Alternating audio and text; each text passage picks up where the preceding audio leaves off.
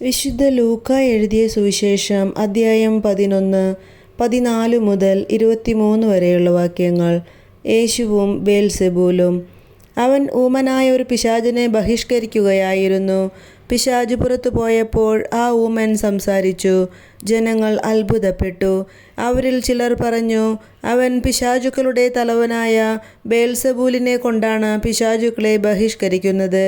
വേറെ ചിലർ അവനെ പരീക്ഷിക്കുവാൻ സ്വർഗത്തിൽ നിന്നൊരടയാളം അവനോട് ആവശ്യപ്പെട്ടു.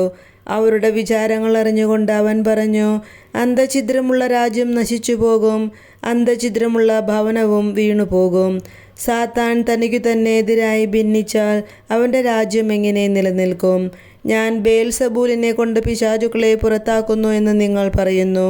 ബേൽസെബൂലിനെ കൊണ്ടാണ് ഞാൻ പിശാചുക്കളെ ബഹിഷ്കരിക്കുന്നതെങ്കിൽ നിങ്ങളുടെ പുത്രന്മാർ ആരെ കൊണ്ടാണ് അവയെ ബഹിഷ്കരിക്കുന്നത്?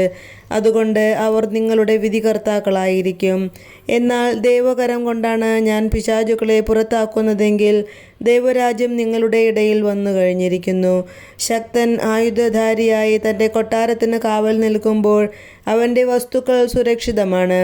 എന്നാൽ കൂടുതൽ ശക്തനായ ഒരുവൻ അവനെ ആക്രമിച്ചു കീഴ്പ്പെടുത്തിയാൽ അവൻ ആശ്രയിച്ചിരിക്കുന്ന ആയുധങ്ങൾ മറ്റവൻ അപഹരിക്കുകയും കൊള്ള മുതൽ ഭാഗിച്ചെടുക്കുകയും ചെയ്യും.